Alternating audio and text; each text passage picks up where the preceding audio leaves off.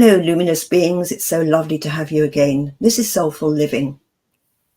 And for this week, we've got a very special guest. She's a wonderful herbalist, and she has been doing so much healing and will enlighten you on how the season affects you, and also which herbs are good for you during this time. So with that, I'm going to pass you over to Sophie Outen. Hello, Sophie. Hi. So lovely to see you. It's lovely. I'm so excited to have you here. Thank you for having me. That's really a great pleasure. So would you like to tell the audience a little bit about your history on how you got into healing? Well, that there's two parts to that story. I think first of all, I spent a large part of my childhood not very well, and being taken back and forth to the GP, where he did his best. He was a lovely family GP, but he didn't really have any answers. And I think I did end up in hospital a few times, and they tried various things. They whipped my adenoids out, and then they wanted me to go back and have my tonsils out. And I think that my dad especially, and started to think that perhaps there was something else we could look at. And I have a wonderful aunt that gave him some suggestions, and one of those was to see you, Eileen. I don't, if you think back and remember. I do remember. That's how we first met. We worked on nutrition. I saw a fantastic herbalist, and I think this was all kind of sowing seeds, and I think it changed the way that I thought about health and well-being and disease. But it wasn't until I was in my early 20s that I decided to train as a herbalist, and that is a bit of a story that I don't normally tell people. So,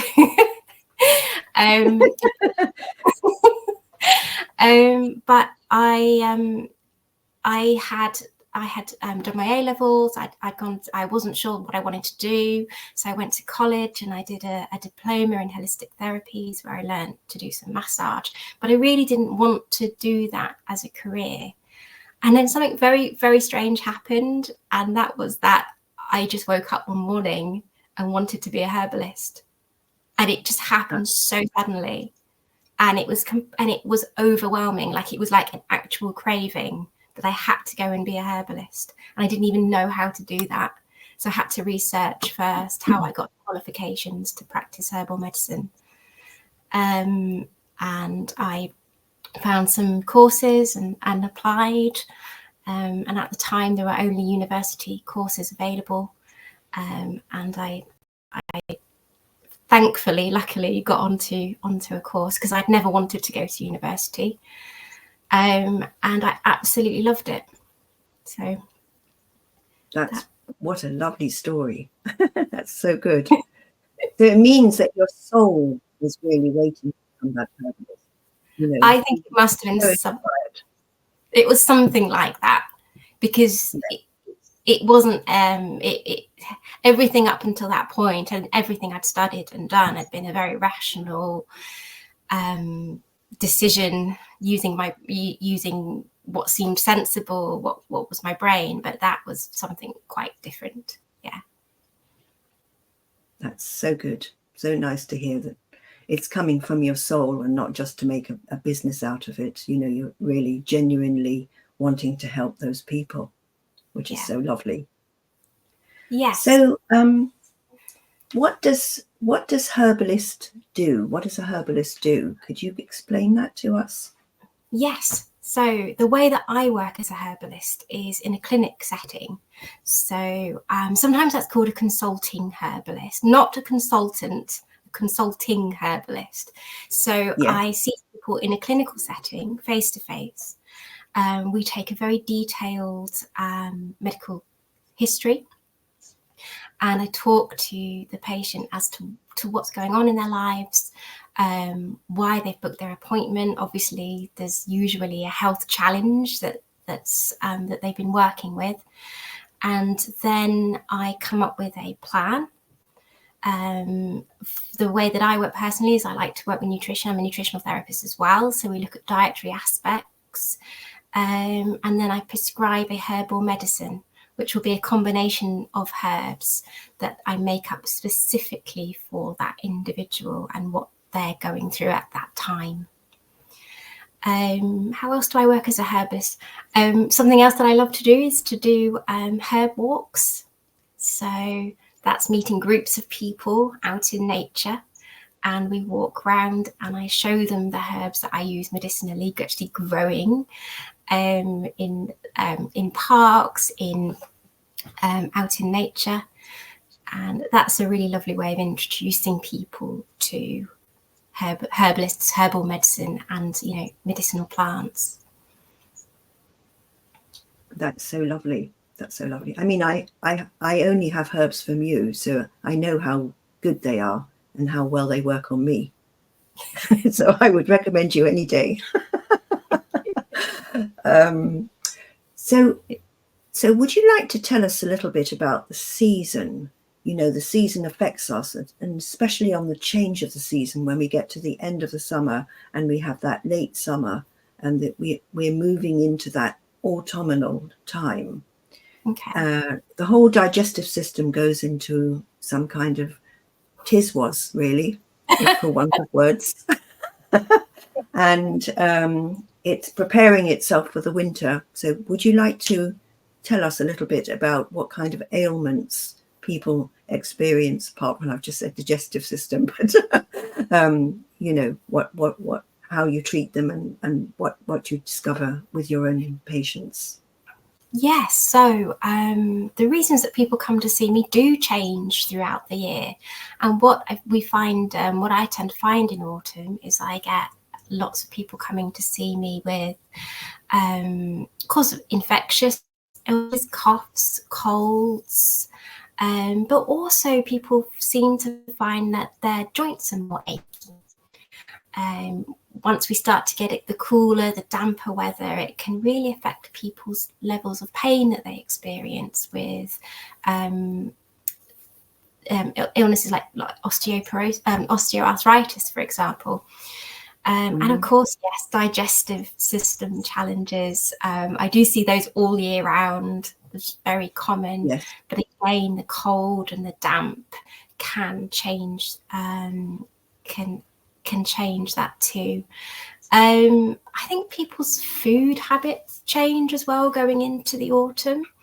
And I sometimes find that when people resist that and they continue to eat our summer foods, our salads and cooler, lighter meals, that sometimes that can have an adverse effect. As we move into autumn, our bodies change and our physiology starts to change, and we tend to benefit more from those warming, nourishing soups and stews using lots of warming spices like ginger or clove, for example, which really helps to support the digestion. Lots of changes as we move into autumn.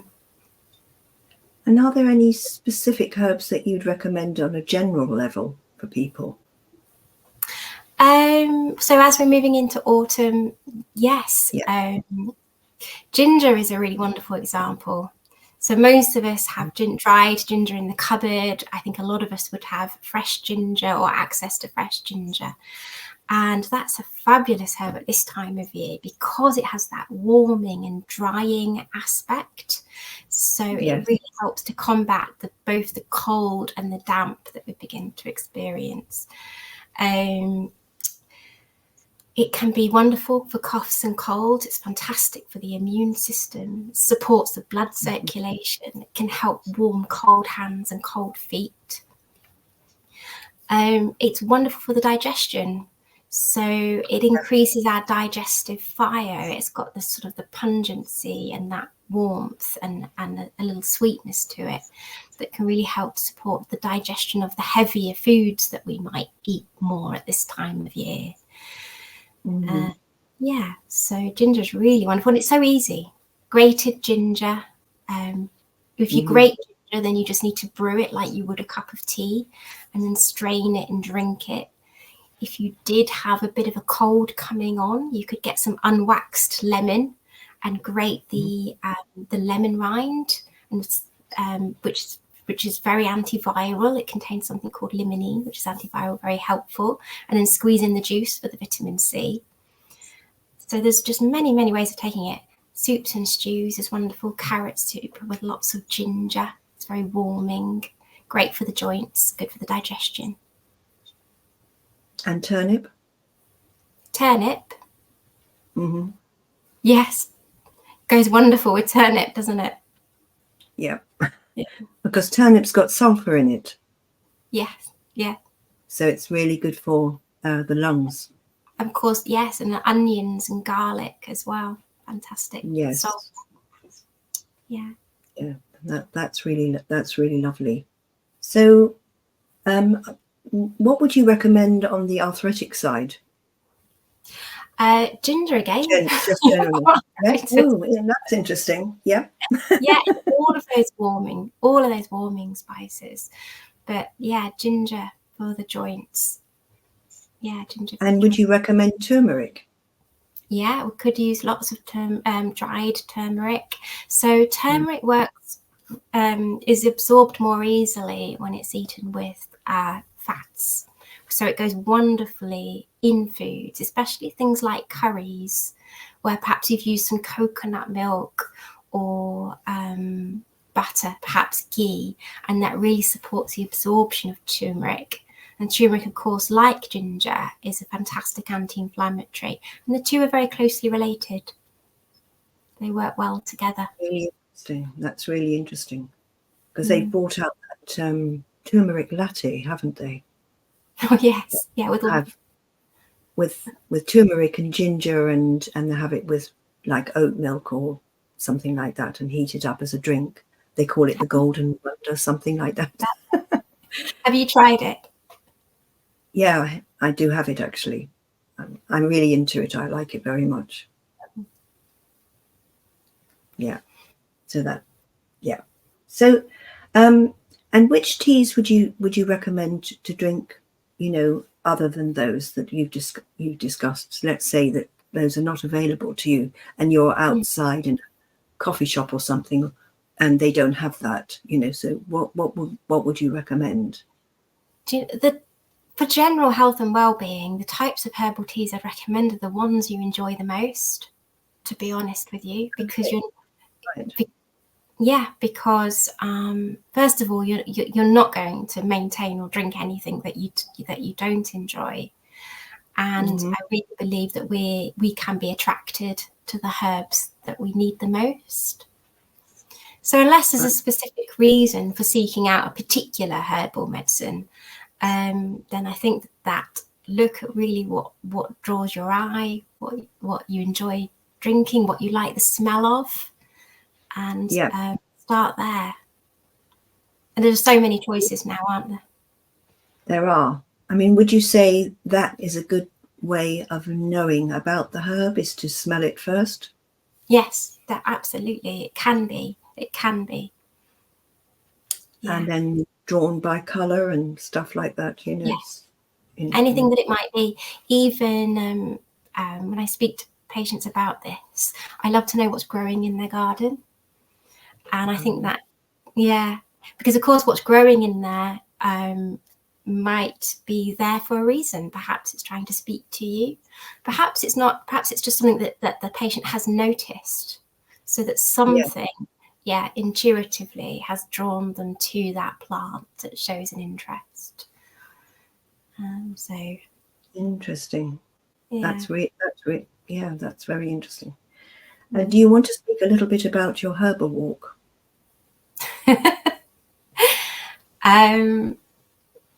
Well, do you have any particular questions about the herbal walks?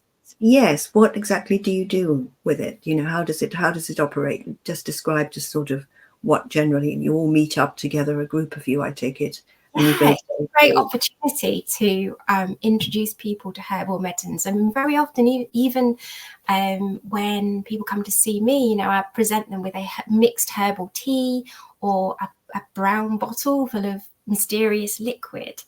But there's a bit of mystery in that. And it's really nice to go on a herbal walk and say, this is what I use. It's growing here. You can see it's living. It's you know, it's there physically in its natural environment, or mostly natural environment. Yes. And it just gives us the opportunity to really speak with that herb, as well as speak about that herb, you know, with it being there. Yes. Yeah. And So sorry, go on.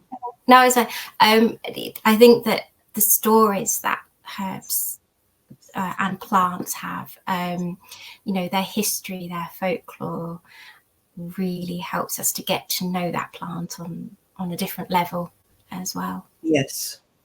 Yes. And can you also let us know, are you using parts from the trees?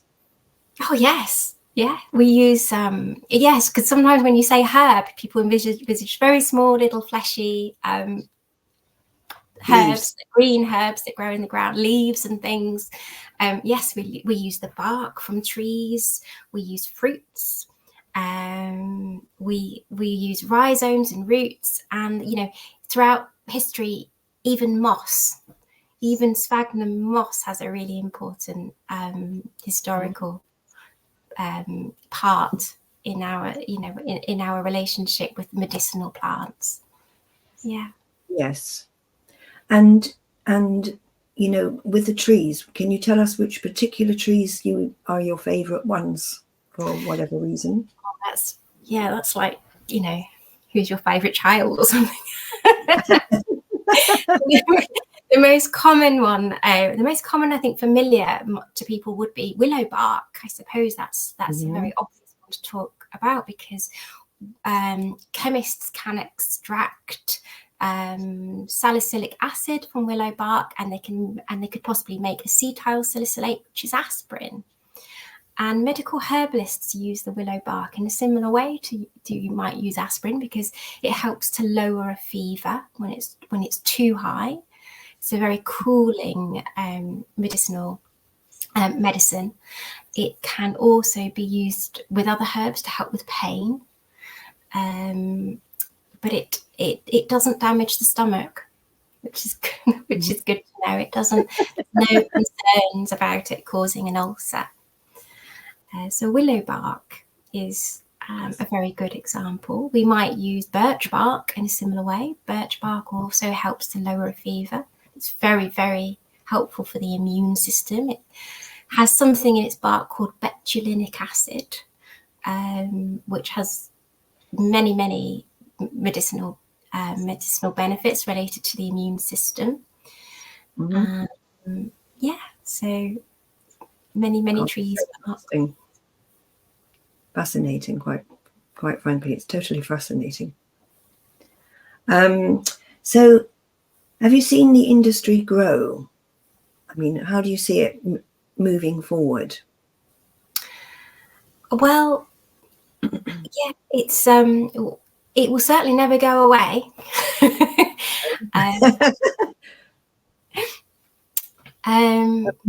Yeah, I think it's been with us. We've obviously evolved alongside plant medicines and plants.